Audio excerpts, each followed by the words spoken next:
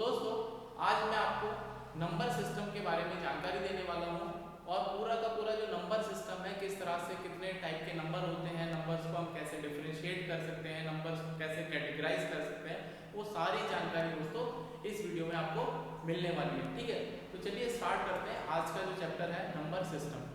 तो दोस्तों यदि मैं बात करूँ नंबर सिस्टम की, तो सबसे पहला तो सवाल दोस्तों यही है, यदि हम नंबर सिस्टम को लेते हैं तो यदि मैं आपसे पूछता हूँ कि नंबर्स कितने टाइप के होते हैं, तो आपके दिमाग में बहुत सारे टाइप के नंबर आ जाएंगे। यदि आपने होल नंबर पढ़े होंगे, नेचुरल नंबर पढ़े होंगे, बट उनका जो प्रॉपर एक क्रोनोलॉजिकल ऑर्डर है या जो सीक्वेंस है वो आपको जरूर से पता होना चाहिए कि उनकी ओरिजिन किस तरह से हुई है और उनको हम किस तरह से डिवाइड कर सकते हैं। ठीक है, तो चलिए हम लोग बात करते हैं नंबर सिस्टम के क्लासिफिकेशन की।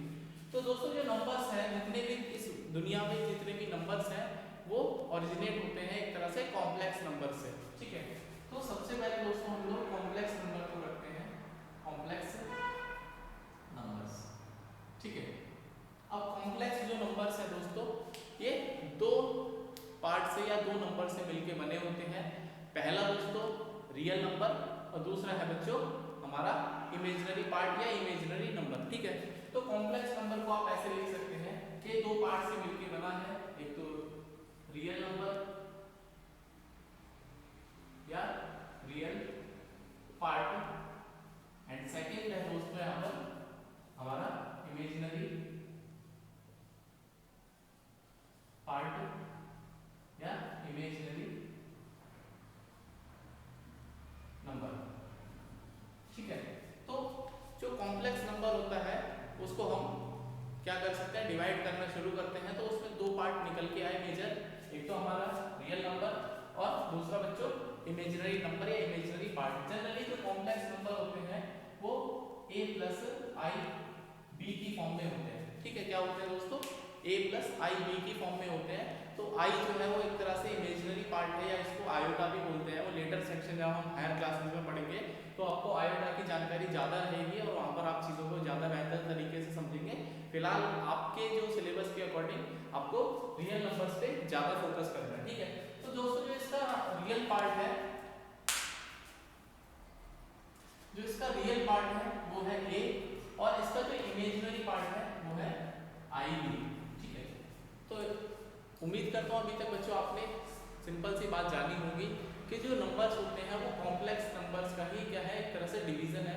कॉम्प्लेक्स नंबर दो नंबर से मिलके बने होते हैं, एक तो है हमारा कौन सा रियल नंबर या रियल पार्ट, दूसरा इमेजिनरी नंबर या इमेजिनरी पार्ट। ठीक है, अब रियल नंबर्स को हम लोग डिवाइड करना शुरू करते हैं। अब हम क्या करते हैं, रियल नंबर्स को डिवाइड करना शुरू करते हैं। ठीक है, तो पहला जो इसका डिवीजन है वो है हमारे पास नेचुरल नंबर्स।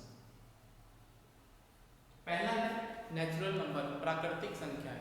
तो आपको पता होगा कि जो नेचुरल नंबर होता है वो एक से शुरू होता है, फिर एक दो तीन चार और वो अप टू इन्फिनिटी अनंत तक जाता है।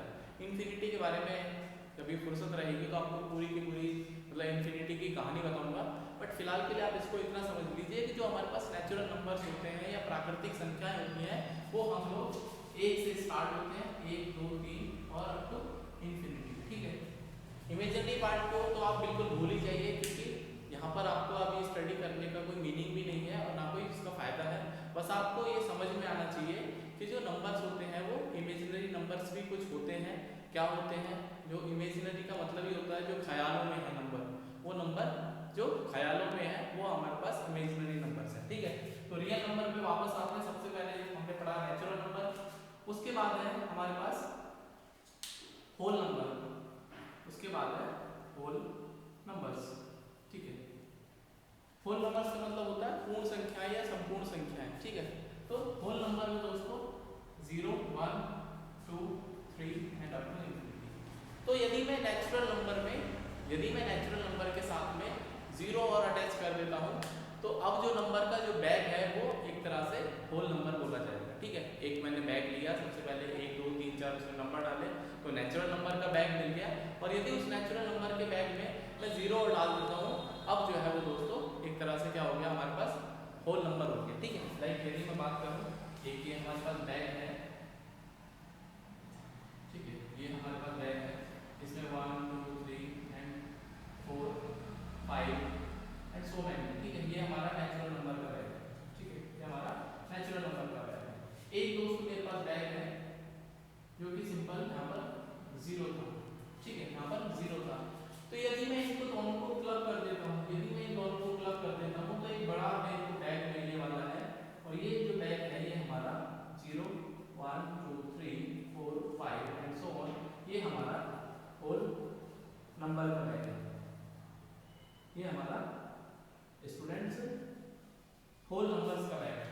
तो होल नंबर की जो शुरुआत होती है वो 0 से शुरू होती है और फिर 1 2 3 तक हम उसको आगे काउंट कर सकते हैं। तो आई होप कि अभी तक इतनी बातें आपने समझी होंगी कि होल नंबर और नेचुरल नंबर्स में क्या डिफरेंस होता है। नेचुरल नंबर प्राकृतिक संख्या 1 से शुरू होती है और जो होल नंबर होता है उसमें हम 0 को इंक्लूड करते हैं। ठीक है, तो तीसरा जो हम कैटेगरी करने वाले हैं, अब हम बात करने वाले हैं उसमें नेचुरल नंबर, होल नंबर, उसके बाद हम बात करते हैं उसमें इंटीजर्स की, उसके बाद हम बात करते हैं उसमें इंटीजर्स की। ठीक है, इंटीजर्स। अब ठीक है, अब इंटीजर्स क्या बोला है? इंटीजर दोस्तों क्या होता है कि यदि मैं किसी भी नंबर के साथ में प्लस और माइनस का साइन यूज करने लगता हूँ तो वो जो नंबर है इंटीजर बन जाता है। ठीक है, तो इंटीजर को भी हम दो पार्ट में डिवाइड कर सकते हैं, एक पॉजिटिव इंटीजर और एक है हमारा नेगेटिव इंटीजर। ठीक है, तो पॉजिटिव इंटीजर मतलब क्या है? यदि हम नंबर्स के साथ में प्लस का साइन यूज करेंगे, यदि मैंने आपको यहाँ पर लिखा +1 +2 +3 एंड सो ऑन, और यदि मैंने लिखा -1 -2 -3 एंड सो ऑन, ये हमारे पास नेगेटिव इंटीजर्स होंगे। ठीक है, तो उम्मीद करता हूँ इतनी बात अभी तक आपको समझ में आ गई होगी। बहुत प्यार से बिल्कुल धीरे धीरे चीज़ों को आगे बढ़ाएंगे और कोई भी बात छूटे ना, इस बात की हमारी बिल्कुल श्योरिटी रहेगी और कोई भी बात आप छूटने ना दें, इस बात का आपको ध्यान रखना है। ठीक है, चलिए बात करते हैं इंटीजर्स के बाद जो अगला जो कैटेगरी आती है वो आती है स्टूडेंट्स हमारे पास रेशनल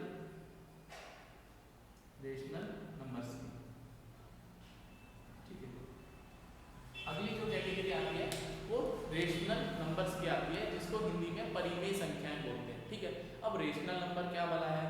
तो रेशनल नंबर जो है दोस्तों बच्चों, जो रेशनल नंबर है वो सारे के सारे नंबर जिनको मैं फ्रैक्शन की फॉर्म में रिप्रेजेंट कर सकता हूँ, वो नंबर्स हमारे पास रेशनल नंबर्स होते हैं। ठीक है, तो क्या बोला मैंने कि मैं इसमें यहाँ पे रख करता हूँ और आपको ये बताना चाहता हूँ रेशनल नंबर्स के बारे में कि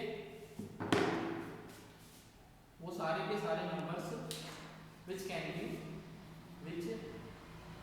can be written in P/Q form and where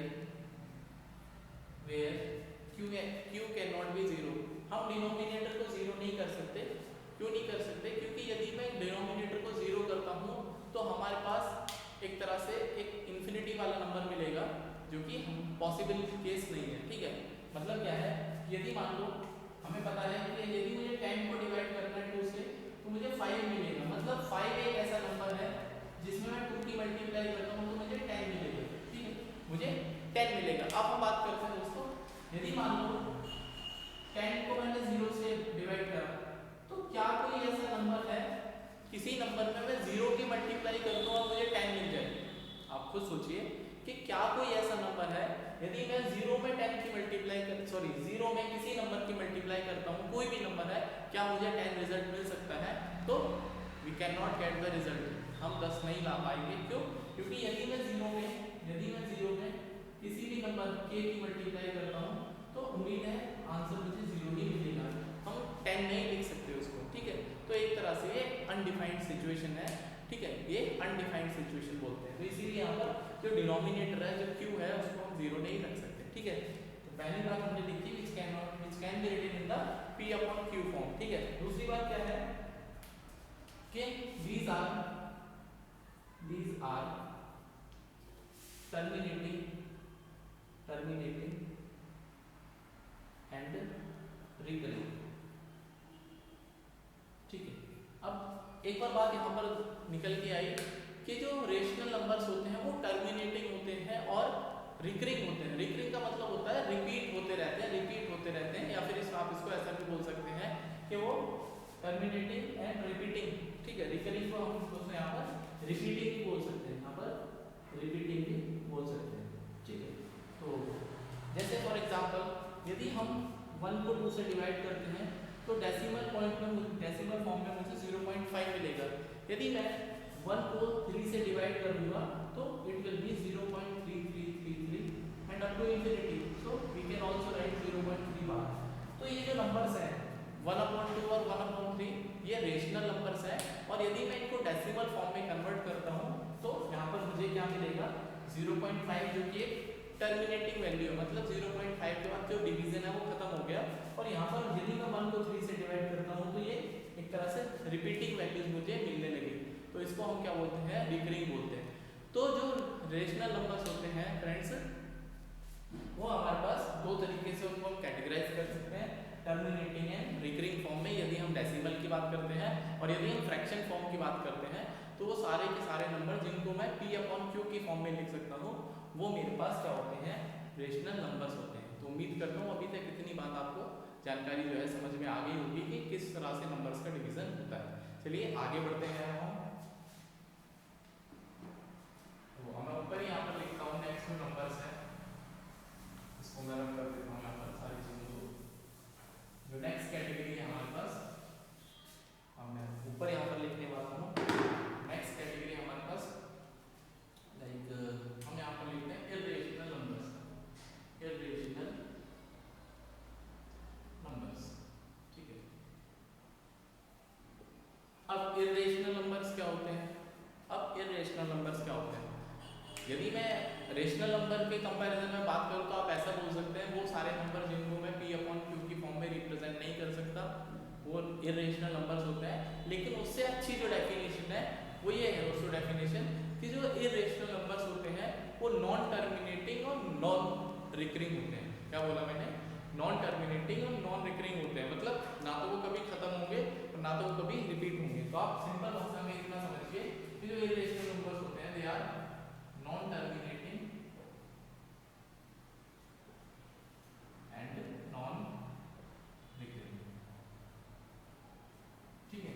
ये जो नंबर्स होते हैं ना तो ये नॉन टर्मिनेटिंग होते हैं, मतलब ये नॉन टर्मिनेटिंग होते हैं, और नॉन रिकरिंग होते हैं, मतलब ये कभी रिपीट नहीं हो करेंगे, ठीक है। तो इनके जो एग्जांपल्स हैं, इनके जो दोस्तों एग्जांपल्स हैं, यदि मैं एग्जांपल की बात करूं तो जितने भी जो नंबर जो कि रेडिकल साइन में आते हैं जिसको हम स्क्वायर रूट या क्यूब रूट बोलते हैं, वो सारे के सारे नंबर्स क्या रहेंगे, वो इरेशनल नंबर रहेंगे। जैसे कि √2, √3, √5, √7, ठीक है, ठीक है, √2, √3, √5, √7, ये हमारे के पास सारे के सारे क्या है, इरेशनल नंबर्स हैं। दूसरा क्या कौन सा नंबर है, पाई हो गया, पाई भी हमारे पास इरेशनल नंबर है, ठीक है। और लाइक और यदि मैं बात करूँ जैसे मैंने लिखा 0.01001 0001 00001 एंड सो, ठीक है। तो ये भी हमारे पास इरेशनल नंबर है। तो आई होप दोस्तों कि अभी तक जितनी भी कैटेगरीज हैं, जितने भी प्रकार के नंबर हैं, जितने भी टाइप के नंबर हैं, मैंने आपको क्लियर करे बारी बारी से। नेचुरल नंबर से शुरुआत करी, फिर हमने दोस्तों जाना कि हम होल नंबर्स क्या होते हैं, फिर इंटीजर्स के बारे में जाना, फिर रेशनल नंबर्स के बारे में, और फाइनली हमने इरेशनल नंबर तक चीज़ों को कवर करने की कोशिश करी। तो आज की वीडियो में ये जो बेसिक था बिल्कुल नंबर्स की जो कैटेगरी थी, उम्मीद करता हूँ आपको समझ में आया होगा। यदि आपका कोई डाउट रह गया है तो आप मुझे कमेंट कर सकते हैं। तो मिलते हैं नेक्स्ट वीडियो में, इसी के साथ हम कंटिन्यूएशन करेंगे और फिर चीज़ों को समझेंगे कि किस तरह से रेशनल नंबर्स के बीच में कितने रेशनल नंबर फाइंड आउट कर सकते हैं, कैसे हम रेशनल नंबर्स में डेसिमल में कन्वर्ट कर सकते हैं, टर्मिनेटिंग, वो सारी चीज़ें जो भी सिलेबस के अकॉर्डिंग है वो नेक्स्ट क्लास में हम लोग कवर करेंगे। तो see you in the next video. अपना ध्यान रखिए और अननेसेसरी घर से बाहर ना निकलिए।